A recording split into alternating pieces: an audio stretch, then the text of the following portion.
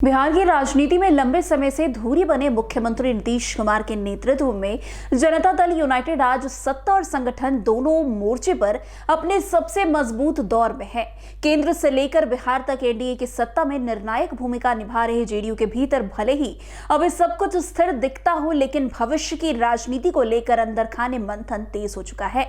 उम्र के उस पड़ाव पर खड़े नीतीश कुमार के बाद पार्टी की कमान किसके हाथों में होगी, ये सवाल अब सिर्फ जेडीयू ही नहीं बल्कि पूरे एनडीए के राजनीतिक भविष्य से जुड़ता जा रहा है।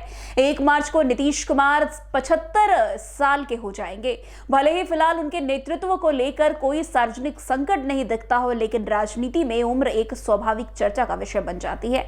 ऐसे में जेडीयू के भीतर यह सवाल अब धीरे धीरे एजेंडे के केंद्र में आता जा रहा है कि भविष्य के लिए पार्टी खुद को किस तरह तैयार कर रही है, खासकर तब जब नीतीश कुमार ही जेडीयू का सबसे बड़ा चेहरा और सबसे मजबूत ब्रांड और सबसे विश्वसनीय चुनावी हथियार बने हुए हैं। पार्टी में संजय झा, ललन सिंह और विजय चौधरी जैसे नेता संगठन और सरकार दोनों स्तरों पर अहम भूमिका निभा रहे हैं। संजय झा जहां राष्ट्र स्तर पर पार्टी की वैचारिक और रणनीतिक लाइन को मजबूती से रख रहे हैं, तो वहीं ललन सिंह संगठन की कमान संभाल चुके हैं।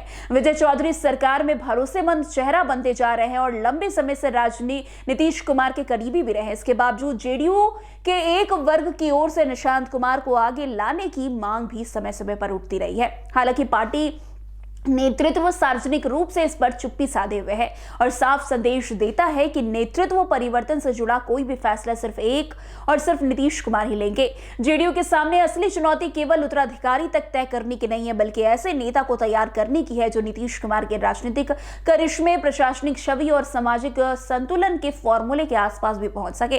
नीतीश कुमार की सबसे बड़ी ताकत यही है कि वे अलग अलग सार्वजनिक वर्गों को साधने में सफल रहे हैं और यही वजह है कि दर्शकों तक सत्ता में बने रहे हैं। आने वाले साल में जेडीयू एनडीए में एक प्रमुख सहयोगी के रूप में अपनी स्थिति और मजबूत करने की कोशिश करेगी। बिहार की केंद्र से मिल रही अतिरिक्त वित्तीय सहायता, नई रेलवे परियोजनाएं, सड़क और इंफ्रास्ट्रक्चर से जुड़ी योजनाओं को पार्टी अपनी बड़ी उपलब्धि के तौर पर जनता के सामने रखेगी। अप्रैल में बिहार से राज्यसभा की 5 सीटें खाली होनी है, जिसमें से 2 जेडीयू की है और पार्टी इन्हें बरकरार रखने को लेकर आश्वस्त दिख रही है। साथ ही अगले केंद्र कैबिनेट विस्तार में जेडीयू अपने प्रतिनिधित्व को बढ़ाने के लिए बीजेपी से बातचीत कर सकती है। वैसे यह भी कहना गलत नहीं होगा कि 2025 जो है जेडीयू के लिए बेहद सफल साल साबित हुआ है।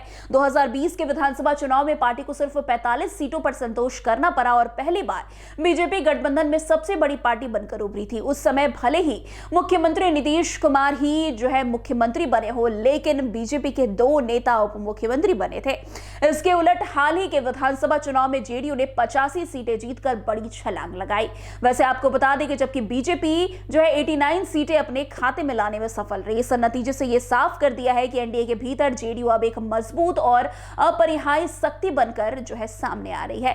कुल मिलाकर जेडीयू फिलहाल सत्ता के शिखर पर जरूर है, लेकिन भविष्य की राजनीति को लेकर पार्टी के सामने सबसे बड़ा सवाल यही है कि नीतीश कुमार के बाद कौन, और यही सवाल आने वाले समय में जेडीयू ही नहीं बल्कि पूरे एनडीए की रणनीति की दिशा तय करेगा।